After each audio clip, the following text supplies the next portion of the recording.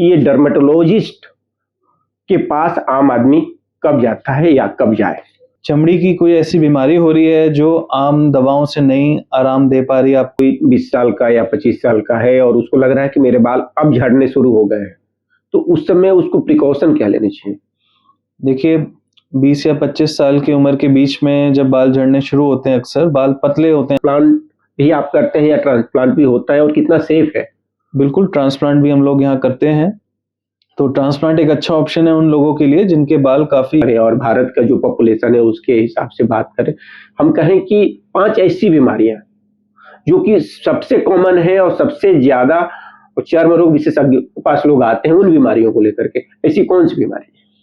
तो सबसे एक नंबर पे जो वो बीमारी रहेगी जो रोज़ाना हम देखते हैं, फंगल इन्फेक्शन या टीनिया बोला जाता है उसको। मन की बात में प्राइम मिनिस्टर ने कहा कि एंटीबायोटिक रेसिस्टेंस भारत में कितना बढ़ गया है, तो इस तरह नाम है एक्जिमा कहने से मतलब जो लालिमा और फिर खुजली उस तरह से। हाँ, देखो, लालिमा और खुजली स्किन की काफ़ी बीमारियों में होती हैं, तो सिर्फ सोरियासिस हो गया है, इस पे आप प्रकाश डालें। सोरियासिस एक काफ़ी आम बीमारी है स्किन की, जिसमें जो एक ऑटो इम्यून बीमारी है आपकी हमारे अंदर देखने को मिलते हैं। तो कुष्ठ रोग की स्थिति अभी भारत में क्या है, क्योंकि तो ये भी स्किन से जुड़ा हुआ विषय है। तो कुष्ठ रोग जो है भारत में अभी भी कुष्ठ रोग का प्रकोप है। ये गलतफहमी है कि कुष्ठ जानना चाहूंगा कि वर्तमान समय में भारत में सफेद दाग की क्या स्थिति है और यदि है तो वो उससे कैसे प्रिवेंट किया जाए और कैसे, मतलब क्योंकि इसको लेके बहुत ज्यादा भ्रांतियां अभी भी है गांव में, तभी भी है। तो सफेद दाग भी एक स्किन की ऑटो इम्यून बीमारी, यौन रोग से भी संबंधित कुछ समस्याएं या बीमारियां हैं जिसको लेकर के मरीज आपके पास आते हैं? बिल्कुल, यौन रोग संबंधित जो बीमारियां हैं ज़्यादातर चमड़ी पर अपना असर दिखाती हैं। तो सबसे पहले जो इस तरह के हम कह रहे हैं तो बहुत लोगों को ये बात नहीं समझ में आ रही होगी, यौन रोग में किस तरह के लक्षण हो तो आना चाहिए? तो यौन रोग में सबसे आम लक्षण होता है छाले पड़ जाना, पेशाब के रास्ते पे छाले होना। अब नीले तरह के भी निशान आते हैं हाथों पे या वैसे, तो ये नीला वाला भी कुछ है क्या? देखिए, नीला निशान अब खून जमने से भी नीला निशान होता है और कुछ गांठें होती हैं। कि डैंड्रफ कैसे न हो, अगर हो तो फिर क्या करें? डैंड्रफ के लिए कुछ सीमित और आसान तरीके होते हैं। एक तो गर्म कील मुहासे जिसको बोलते हैं, इसके क्या कारण? एक में हमारा लाइफस्टाइल और डाइट है। नमस्कार, एक बार फिर से द थर्मामीटर के इस एपिसोड में आपका स्वागत है। जैसा कि पिछले 10 एपिसोड से हम लोग लगातार अलग अलग चिकित्सकों से अलग अलग विषय पे बातचीत कर रहे हैं। आज यह 11वां एपिसोड है और 11वें एपिसोड में हमने त्वचा रोग विशेषज्ञ को चुना है। त्वचा रोग विशेषज्ञ यानी स्किन स्पेशलिस्ट, डर्मेटोलॉजिस्ट। और हमारे साथ भावुक धीर जी हैं। भावुक धीर जी पिछले 10 सालों से दिल्ली में प्रैक्टिस कर रहे हैं और पिछले 10 सालों में ही एक अच्छा नाम इन्होंने कमाया है और देश दुनिया की तमाम पत्र पत्रिकाओं ने इन्हें फीचर किया है। तो आइए हम मिलाते हैं भावुक धीर जी से। आपका स्वागत है भावुक जी द थर्मामीटर के इस 11वें और विशेष एपिसोड में। और चूंकि आप त्वचा रोग विशेषज्ञ हैं तो सवाल भी यहीं से शुरू करते हैं, ये डर्मेटोलॉजिस्ट के पास आम आदमी कब जाता है या कब जाए? धन्यवाद, आपने मुझे शो में बुलाया।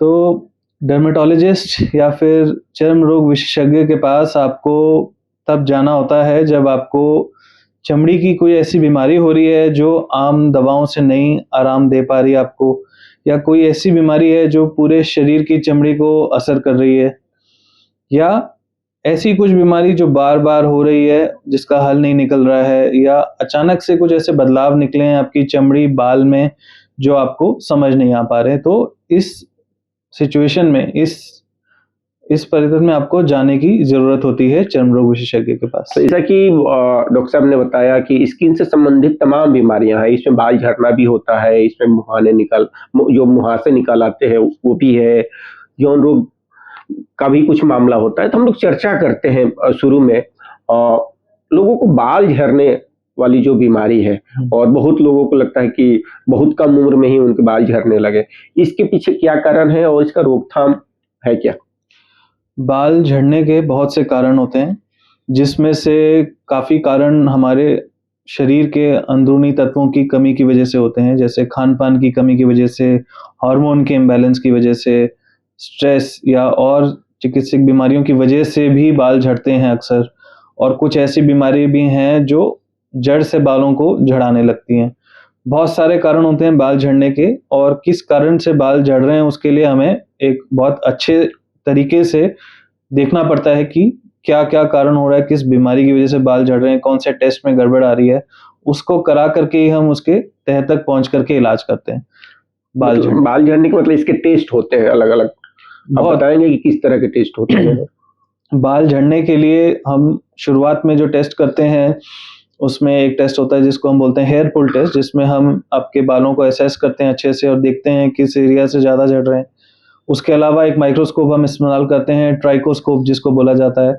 उससे भी हम बालों की जड़ों को एनालाइज़ करते हैं और देखते हैं कि क्या कमी है। फिर कुछ ब्लड टेस्ट होते हैं जिसमें हम खून के कुछ पैरामीटर्स को चेक करते हैं कि क्या-क्या उसमें ऊपर-नीचे हो रहा है जिस वजह से बाल झड़ रहे हैं। इन सब चीज़ों को एक साथ देखते हुए हम आपके डायग्नोसिस पे पहुँचते हैं कि भई हाँ, ये बीमारी है जिसकी वजह से बाल झड़ रहे हैं, और उसके हिसाब से फिर इलाज शुरू करा जाता है। सामान्यतः अगर मान लीजिए कि कोई 20 साल का या 25 साल का है और उसको लग रहा है कि मेरे बाल अब झड़ने शुरू हो गए हैं, तो उस समय उसको प्रिकॉशन क्या लेने चाहिए? देखिए, 20 या 25 साल की उम्र के बीच में जब बाल झड़ने शुरू होते हैं अक्सर, बाल पतले होते हैं अक्सर, तो वो उसका आम कारण होता है हार्मोनल हेयर लॉस या मेल पैटर्न बाल्डनेस बोलते हैं इसको, जिसमें हमारे साइडों से बाल पीछे होने शुरू हो जाते हैं, बीच में से भी बाल पतले होने लग जाते हैं। कुछ लोगों में ज़्यादा होते हैं, कुछ में कम होते हैं परिवार की हिस्ट्री के हिसाब से। तो जब ये शुरू होता है तो कुछ जनरल प्रिकॉशंस, खान-पान में अच्छा अपना डाइट रखना, प्रोटीन अच्छे से लेना। यदि आप शाकाहारी हैं तो पनीर, दाल, ड्राई फ्रूट्स, इन सब चीज़ों को ज़्यादा से ज़्यादा सेवन करें। और धूम्रपान से अक्सर बाल बहुत जल्दी पतले होने लग जाते हैं, तो धूम्रपान बिल्कुल अवॉइड करें। वैसे भी लोग हैं जिनको लगता है कि बाल उनके झड़ गए और शादी नहीं हो रही है, बिल्कुल। फिर वो ट्रांसप्लांट की तरफ आते हैं, तो ट्रांसप्लांट भी आप करते हैं या ट्रांसप्लांट भी होता है और कितना सेफ है? बिल्कुल, ट्रांसप्लांट भी हम लोग यहाँ करते हैं। तो ट्रांसप्लांट एक अच्छा ऑप्शन है उन लोगों के लिए जिनके बाल काफ़ी एक लिमिट से ज़्यादा झड़ चुके हैं या पतले हो चुके हैं। तो ऐसी सिचुएशन में दवाई कई बार पूरी तरह से असर नहीं कर पाती और वापस नहीं ला पाती बालों को। तो इस सिचुएशन में फिर हम हेयर ट्रांसप्लांट करते हैं, जो कि एक आखिरी ट्रीटमेंट होता है बाल झड़ने के बाद का। सेफ्टी की जहाँ तक बात करी जाए, हर सर्जिकल प्रोसीजर में कुछ ना कुछ रिस्क होते हैं, वैसे ही हेयर ट्रांसप्लांट में भी थोड़े बहुत रिस्क हैं। बहुत खतरनाक प्रोसीजर नहीं है, पर अगर आपने किसी गलत जगह से या अनक्वालिफाइड इंसान से हेयर ट्रांसप्लांट कराते हैं, तो फिर रिस्क काफ़ी बढ़ जाते हैं। तो ऐसे कई केसेज़ हुए हैं जब हेयर सैलून, हेयर स्पा ऐसी जगहों पे जाके लोगों ने हेयर ट्रांसप्लांट कराए हैं और इन्फेक्शन पकड़ जाता है, क्योंकि एक स्टेरिलिटी या जो इन्फेक्शन रोकने की प्रॉपर चीज़ें करी जाती हैं क्वालिफाइड इंसान के पास, वो नहीं हो सकती वहाँ पे।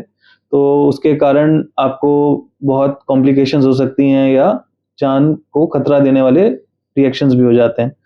ऐसा भी है? बिल्कुल, मतलब जान एनेस्थेटिक जान का खतरा भी हो सकता है? बिल्कुल हो सकता है। सुन्न करने के इंजेक्शन लगाए जाते हैं, और जो इंसान वो कर रहा है अगर उनको नहीं पता कि ये किस डोज़ में दिए जाते हैं, कितना अगर ज़्यादा डोज़ चली गई तो क्या रिस्क हैं। ओवरडोज हो गया हाँ, तो ये सब बहुत बारीकी की चीज़ें होती हैं जो कि एक क्वालिफाइड स्पेशलिस्ट ही कर सकते कर हैं। सकता है। नॉर्मल टेक्नीशियन या नर्सिंग स्टाफ से लोग करा लेते हैं, क्योंकि ज़्यादा मुश्किल नहीं है ट्रांसप्लांट, ये भी मैं खर्चा बताता का हूँ। भी कोई मामला है कि बहुत ज़्यादा खर्चा है बिल्कुल। इसलिए लोग शॉर्टकट ढूँढते हैं शॉर्टकट और ढूँढते उस हैं शॉर्टकट में फिर फँस सकते हैं। और फिर वो ज़्यादा खतरनाक साबित होगा और महँगा भी ज़्यादा होता है। बहुत कई गुना फिर महँगा। कई गुना महँगा हो गया, अगर जान की बात आ गई तो फिर जान से महँगा कुछ है ही कुछ नहीं। तो है ही नहीं। तो महँगा होने की हमने बात की, तो सामान्यतः अगर हेयर ट्रांसप्लांट कराना हो, अगर कोई प्लान कर रहा हो, तो कितना खर्च आ जाता है? देखिए, खर्चा बहुत बहुत वेरी करता है, किस हिस्से में हैं आप, भारत के किस शहर में हैं, किस गाँव में हैं, उसके हिसाब से रेट होते हैं। मार्केट वैल्यू से डिटरमाइन होता है रेट। तो आप दिल्ली में अगर ट्रांसप्लांट की बात करते हैं तो एक अच्छी जगह पे सारी फैसिलिटी के साथ ट्रांसप्लांट कराने में 1 लाख से ऊपर खर्चा आम तौर पे आता है। वैसे ही आप दूर दराज हिस्सों में जाते हैं तो थोड़ा सा अंतर आता है, कम हो जाते हैं कुछ जगह पे प्राइस, बट एक अच्छे क्वालिफाइड डॉक्टर से आप ट्रांसप्लांट कराने जाएंगे तो 80,000 से कम में तो कोई इस होगा। समय कितना ड्यूरेशन कितना लेता है, मतलब ये ट्रांसप्लांट का? ट्रांसप्लांट हो तो एक दिन में जाता है ज्यादातर लोगों में, कई लोगों में हम 2 दिन में डिवाइड करके करते हैं, लेकिन आमतौर पे ज्यादातर लोगों का एक दिन में हम खत्म कर देते हैं। 8 से 10 घंटे लगते हैं, ग्राफ्ट पे डिपेंड करता है, कितने हम बाल डाल रहे हैं उसके ऊपर डिपेंड करता है। और बाल वापस आने में 6 से लेकर 9 महीने तक का समय लगता है पूरी प्रॉपर ग्रोथ आने में। यानी कि वो बाल आप ट्रांसप्लांट करते हैं और फिर वो ग्रोथ भी उसमें वो ग्रोथ नेचुरल ग्रोथ होना शुरू होता है क्या? हाँ, पहले 2 महीने 3 महीने में बाल झड़ जाते हैं जो हम ट्रांसप्लांट करते हैं, फिर रीग्रोथ शुरू होती है और वो रीग्रोथ की पूरी प्रक्रिया में 6 महीने तक लग जाता तो है। ये एल्गोरिदम क्या है? ये एल्गोरिदम ये है कि जब हम इम्प्लांट करते हैं बालों को तो एक स्ट्रेस इंड्यूस्ड एफ्लूवियम करके कंडीशन होती है। बेसिकली सर्जरी के स्ट्रेस की वजह से जो हमने ट्रॉमा करा है स्किन में, तो बाल रिएक्ट करते हैं उसको झड़ के। तो पहले 2-3 महीने में बाल झड़ जाते हैं और फिर वो वापस आना स्टार्ट होते हैं जब पूरा ब्लड फ्लो एस्टेब्लिश हो जाता है, खून की नसें पूरी बन जाती हैं और आपका बाहर निकलने शुरू होते हैं बाल। तो इसीलिए ये टाइम लगता है पूरा 6 से 9 महीने का। यानी कि एक बार ट्रांसप्लांट कराने के बाद ये मिथ है कि ट्रांसप्लांट कराएंगे तो फिर बाल वो बढ़ता नहीं है, जैसा लगा दिए उसी साइज में रहता है, इस तरह से लोग आमतौर पर बातचीत करते हैं। तो ऐसा नहीं है, वो नेचुरल जैसा हो जाता है, आप ये कह रहे हैं? बिल्कुल। तो ये तो बात हुई बाल ट्रांसप्लांट कराने की।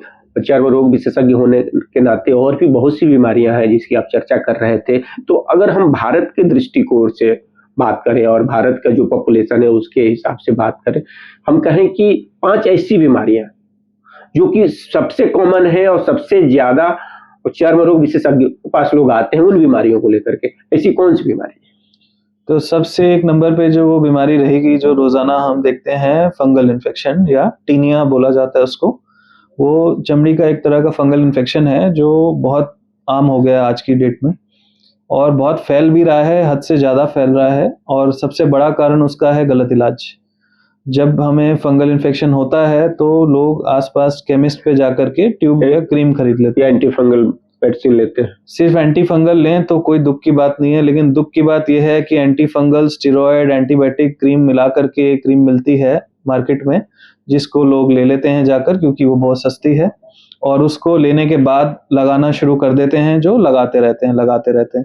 उसकी वजह से स्किन खराब होने लग जाता है, नुकसान पहुंचता है उसको और जो फंगस का इन्फेक्शन पकड़ में आया है वो धीरे धीरे चमड़ी को अंदर से खोखला कर देता है और उस स्टेज में जब ये सारी दवाइयां असर करना बंद कर देती हैं, लोग हमारे पास आते हैं और तब इलाज बहुत मुश्किल हो जाता है। नहीं, जैसे आपने कहा कि 3-4 कॉम्बिनेशन की का कोई क्रीम मिलता है, मैं नहीं कह रहा हूँ कि किस कंपनी का क्रीम मिलता है, लेकिन उसका जो मोलिक्यूल है, जो सॉल्ट है, वो आप बता सकते हैं कि कौन सा सॉल्ट है? जो तो क्लोबेटासोल नाम का स्टेरॉयड होता है आमतौर पे, टर्बिनाफिन, क्लोट्रिमाजोल क्रीम होती है आमतौर पे, उसके अलावा कई लोग इट्राकोनाजोल की भी क्रीम में डाल के दे देते हैं और एंटीबायोटिक के तौर पे या ऐसी कुछ अलग अलग क्रीमें उसमें डली होती हैं। और इन सब सॉल्ट को किसी भी बीमारी में स्किन की यूज करने का कोई मतलब नहीं है, ये बैन कर दिए भारत सरकार ने, डीजीसीए के द्वारा ये कॉम्बिनेशन क्रीम बैन हो चुकी हैं, लेकिन अभी भी वो बैन इम्प्लीमेंट नहीं हुआ है, तो ये आसानी से मिलती हैं हर केमिस्ट पे। बैन इम्प्लीमेंट नहीं हुआ मतलब लीगली बैन है? हाँ, इलीगल रूप से केमिस्ट शॉप पे अभी भी उपलब्ध है, ऐसा कुछ आप कह रहे हैं? बिल्कुल। तो इस पे तो सरकार को ध्यान देने की जरूरत है। डॉक्टर साहब एक बड़ी बात बता रहे हैं कि आपने बैन तो कर दिया कानूनी रूप से, लेकिन वो इम्प्लीमेंट कितना हो पा रहा है इस पे बहुत जरूरी है ध्यान देने की। और भी मन की बात में प्राइम मिनिस्टर ने कहा कि एंटीबायोटिक रेसिस्टेंस भारत में कितना बढ़ गया है। तो इस तरह की गलतियां हो रही है ना नीचे, बिल्कुल ग्राउंड स्तर पे, जिससे कि एंटीबायोटिक काम करने बंद कर रहे हैं। बिल्कुल, एंटी फंगल भी इसीलिए काम करना बंद कर रहा है और इसीलिए इतना फैल रहा है क्योंकि गलत तरीके से इस्तेमाल करा जा रहा है, स्टेरॉयड के साथ मिला के लगाए जा रहे हैं लोग, तो वो एंटी फंगल रेजिस्टेंस बढ़ा रहा है और ऐसे फंगल इन्फेक्शन को प्रकोप दे रहा है जिसका इलाज बहुत मुश्किल हो गया है। 3 महीने 6 महीने तक इलाज चलता रहता है, फिर भी ठीक नहीं होता है। तो मतलब दवाई बनी है, इसका मतलब ये नहीं है कि उसका गलत उपयोग करें। बिल्कुल, उसका सही उपयोग करें, तो सही उपयोग करने के लिए सही डॉक्टर के पास आना जरूरी है।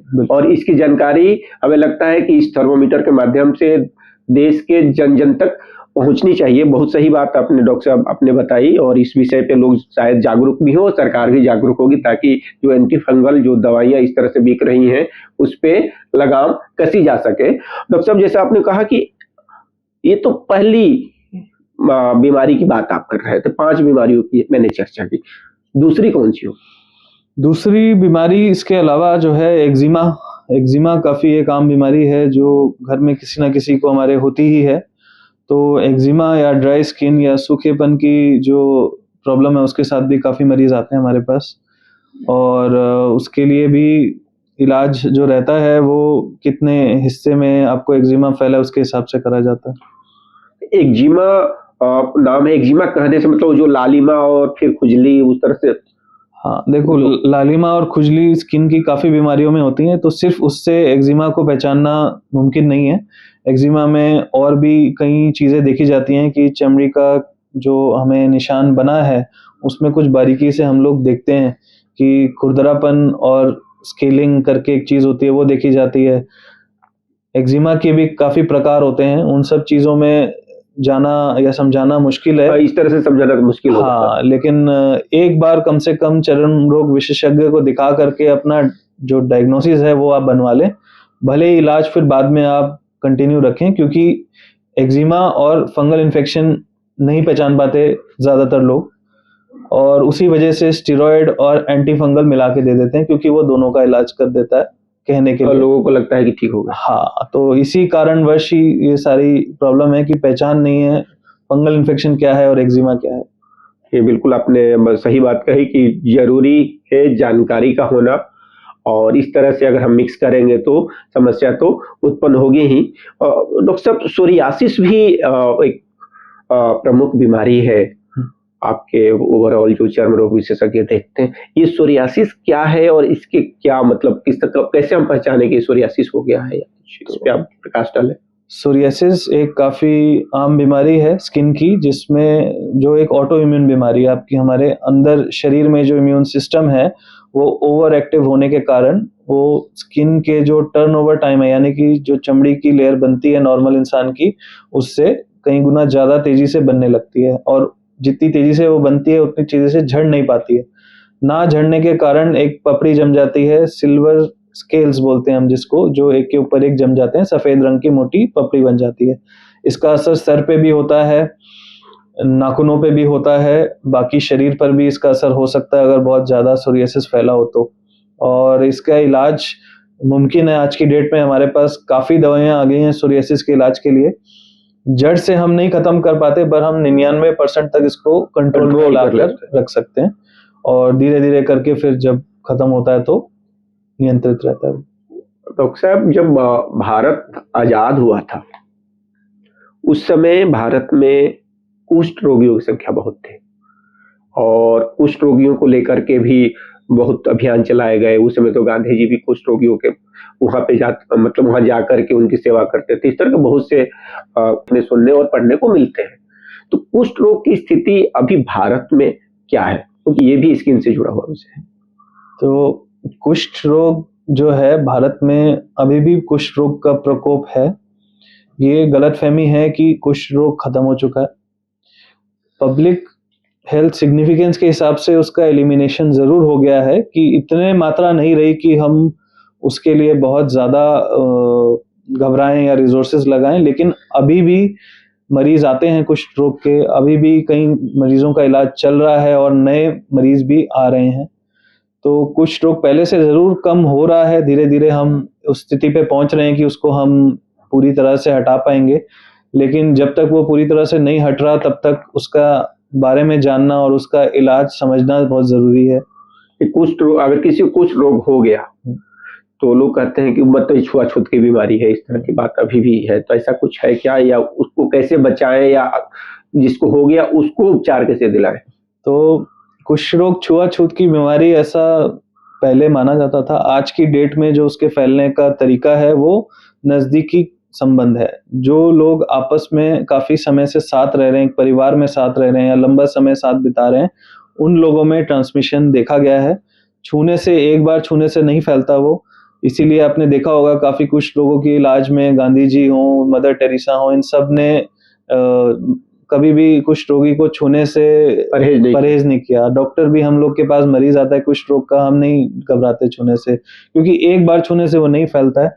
सबसे ज्यादा उसका जो प्रमाण पाया गया नेजल सेक्रीशन, नाक के अंदर जो सेक्रीशंस होती हैं उसमें कुष्ठ करने वाले बैक्टीरिया का सबसे ज्यादा संक्रमण होता है, तो इसीलिए वो एरोसोल रूट से भी फैलता है और नजदीकी समय साथ बिताने से ही फैलने का रिस्क होता है। मतलब एक परिवार में अगर किसी को हो गया है तो दूसरे को होने की आशंका है। बिल्कुल, तो वहां पे बचाव की जरूरत है, क्योंकि ये आप बड़ी बात बोल रहे हैं। हाँ जी, कि फैमिली को किस तरह से अगर किसी को कुछ रोग हुआ है तो वो उसके लिए एक या तो सेपरेशन तो नहीं कहेंगे, लेकिन थोड़ा सा बचाव करें कि सेपरेट रखें, ऐसा कुछ आप कहेंगे सुझाव? सेपरेशन तो नहीं मैं सजेस्ट करूंगा, मैं ये जरूर बोलूंगा कि अगर एक इंसान को कुछ रोग डायग्नोज हुआ है तो बाकी सारे परिवार जो साथ रह रहे हैं उनको भी टेस्ट कराने हैं, अपने सारे चेकअप कराने हैं और जल्द से जल्द इलाज शुरू कराना है। इलाज शुरू कराने के 1 महीने के अंदर ही कुछ रोग फैलने के चांस बहुत कम हो जाता है, दूसरे मरीज को होने का चांस काफी कम हो जाता है।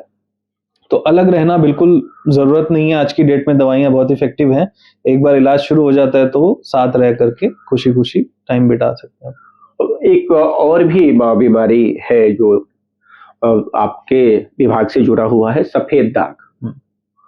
इसको अभी फिर मैं यही जानना चाहूंगा कि वर्तमान समय में भारत में सफेद दाग की क्या स्थिति है, और यदि है तो वो उससे कैसे प्रिवेंट किया जाए और कैसे, मतलब क्योंकि इसको लेके बहुत ज्यादा भ्रांतियां अभी भी है गांव में, तभी भी है।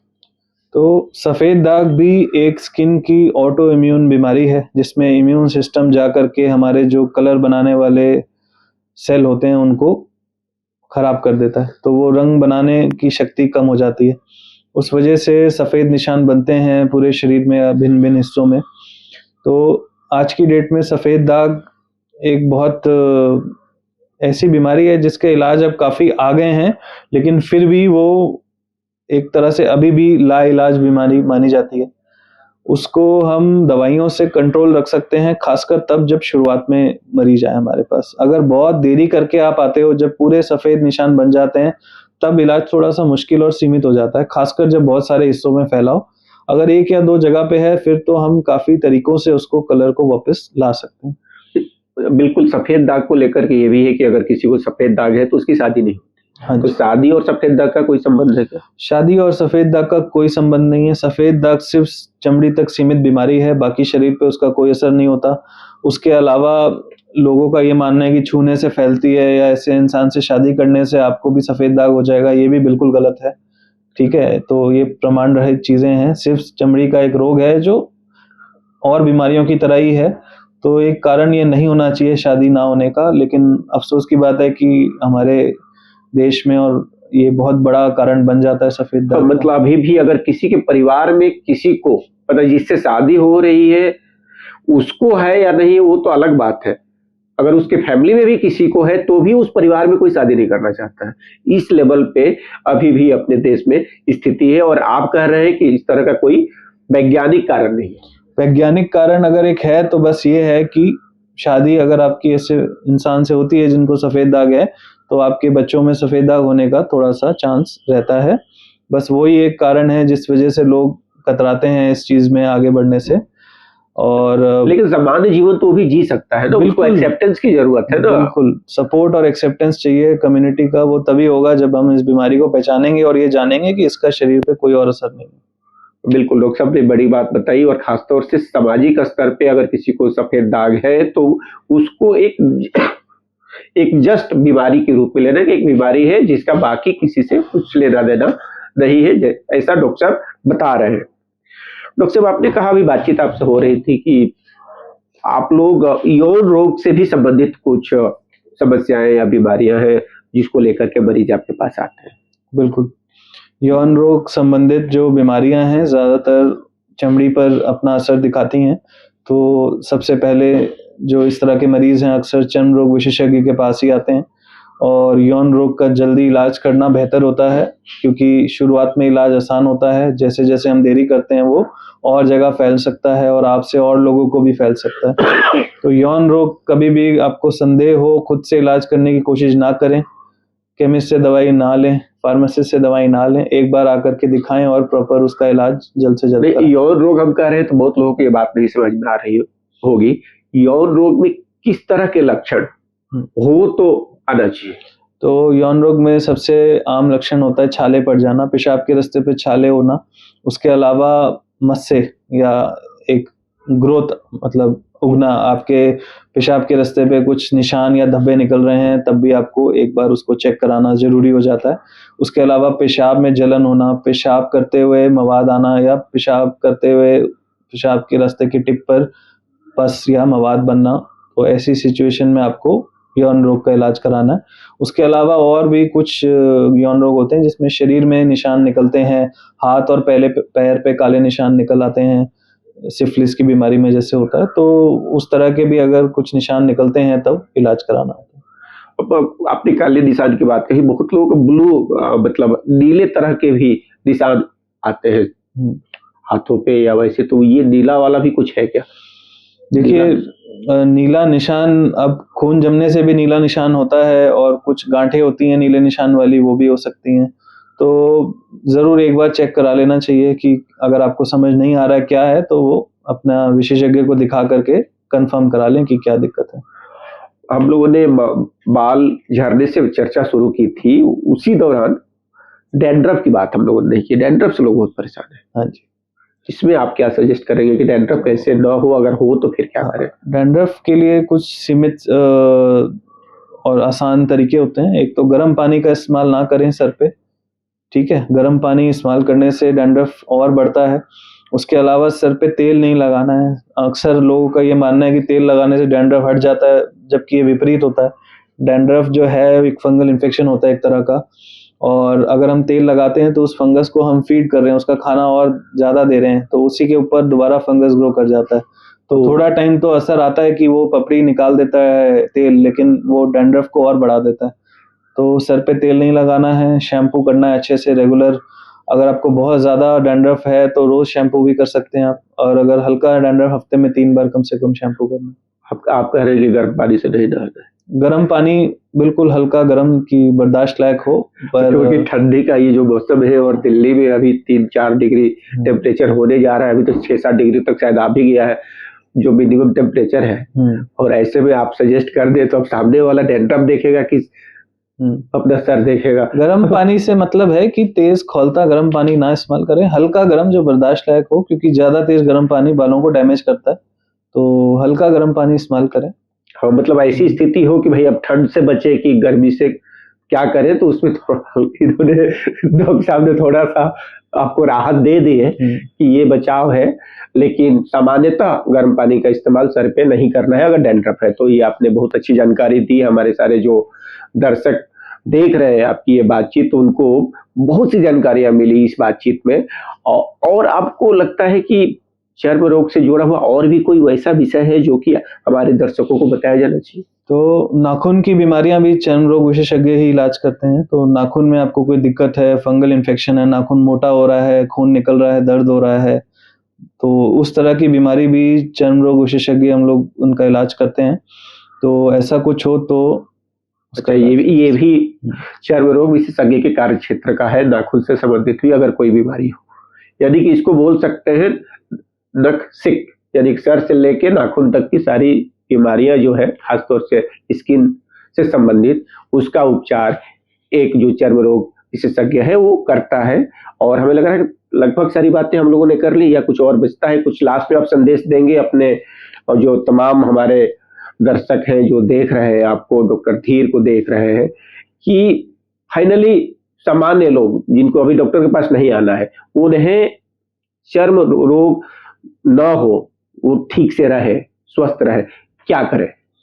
तो सामान्य रूप से अपनी चमड़ी को थोड़ा खास ध्यान दें। वो हमारे शरीर का सबसे बड़ा अंग है, और अंदरूनी बीमारियां भी चमड़ी के ऊपर आती हैं, और बाहर की बीमारियां भी चमड़ी बचाता है, उनको लड़ने में मदद करता है। इसीलिए चमड़ी को हमेशा ध्यान से अपना सॉफ्टली हैंडल करें।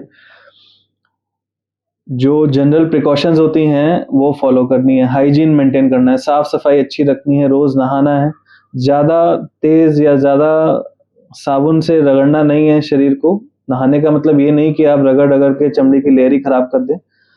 हल्का साबुन इस्तेमाल करें, ज़्यादा तेज़ गर्म पानी इस्तेमाल ना करें चमड़ी के ऊपर, और अपने जो मॉइस्चराइज़र होता है, इमोलिएंट होते हैं, वो लगाएँ। नहाने के बाद पूरे शरीर पे नारियल का तेल आसानी से उपलब्ध है, वो लगाया करें। तो इन चीज़ों से चमड़ी की जो सामान्य स्थिति है वो बनी रहती है और इन्फेक्शन होने का चांस कम हो जाता है। और अगर यदि कुछ होता है आपको चमड़ी के ऊपर, तो अपने आप से या यूट्यूब से देख कर के इलाज ना करें। अगर नहीं समझ आ रहा और कुछ तकलीफ लग रही है, तो एक स्पेशलिस्ट जो उस चीज़ को रोज़ाना देख कर के इलाज करते हैं, उनको दिखाना हमेशा बेहतर होता है। वो आपको मैं आगे की और प्रॉब्लम ना बढ़े उसके लिए बेहतर है।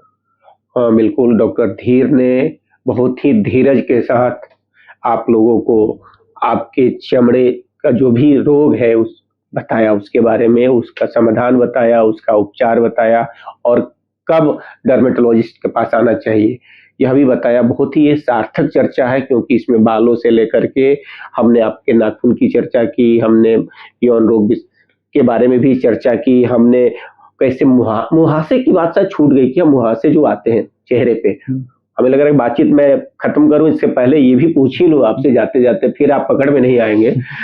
मालूम चला कि आप कहीं इंटरनेशनली लोगों से बात करने निकल गए किसी और देश में, तब पकड़ में नहीं आएंगे। तो ये जो मुहासे निकल आते हैं, कील मुहासे जिसको बोलते हैं, इसके क्या कारण? कील में मुहासे होने का सबसे बड़ा कारण आज की तारीख में हमारा लाइफस्टाइल और डाइट है। तो अगर आपको अपने खान-पान का खास ध्यान रखना चाहिए। कील मुहासों के जो मूल रूप से कारण रहता है ज़्यादातर लोगों में, वो है कि हम जो वेस्टर्न फूड, जो वेस्टर्न इन्फ्लुएंस की तरफ हम लोग जाते जा रहे हैं।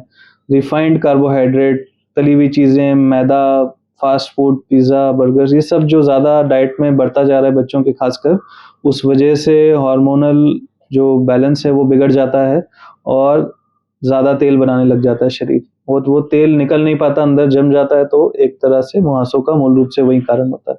कुछ लोगों में और भी कारण होते हैं, बट मोटा-मोटा आप इन चीज़ों का ज़रूर ध्यान रखें कील मुहासों के लिए।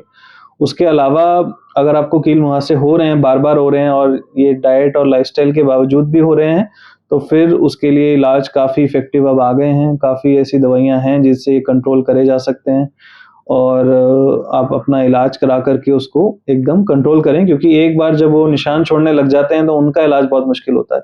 शुरुआत में मुहासों को आप दवाइयों से कंट्रोल कर लें, तो फिर निशान नहीं छूटेंगे। तो इसीलिए इसका इलाज शुरुआत नहीं, में बिल्कुल, करा क्योंकि लेना चाहिए। यंग एज में भी जो नए लड़के हैं, अब हम देखते हैं कि 16, 17, 18 साल के जो बच्चे हैं, उनको कील मुहासे कुछ ज़्यादा ही आते हैं। लोग कहते हैं कि ये जवान हो रहे हैं इसलिए आ रहे हैं। तो ये जवान होना है या उम्र के साथ इसका क्या? देखिए, वो जब हार्मोन की मैच्योरिटी आती है, प्यूबर्टी हिट करती है, हार्मोन इंक्रीज़ करते हैं, शरीर में ज़्यादा बढ़ते हैं, तो उस टाइम पे ज़्यादा तेल बनना शुरू होता है। तो उस वजह से कील मुहासों का जो आना है इसी उम्र में शुरू होता है। हल्के-फुल्के 1 या 2 मुहासे आ रहे हैं, उतना तो आप देसी नुस्ख़ों से खुद से कोशिश कर सकते हैं कंट्रोल हो जाए। पर अगर बार-बार हो रहे हैं, ज़्यादा निकल रहे हैं, निशान छोड़ रहे हैं, तो इस कारण में आपको इलाज कराना बेहतर रहेगा, ताकि वो नुकसान ना करे, बच्चे के चेहरे को खराब ना करे। जी, बिल्कुल। मुझे लगा कि ये पूछा जाना बहुत ज़रूरी है। तो आप लोगों को बहुत आनंद आया होगा ये सारी बातचीत को सुन कर के, और स्वस्थ भारत मीडिया के इस चैनल को आप ज़रूर सब्सक्राइब करें, और आपको कैसा लगा ये बातचीतें कैसी लगी, कमेंट बॉक्स में जवाब भी दें। अगर कोई सवाल आपके मन में होगा तो सवाल भी पूछें, मैं डॉक्टर साहब से पूछ के फिर आंसर देने की कोशिश करूँगा, या नहीं तो फिर एक और वीडियो आपके लिए बनाऊँगा। धन्यवाद।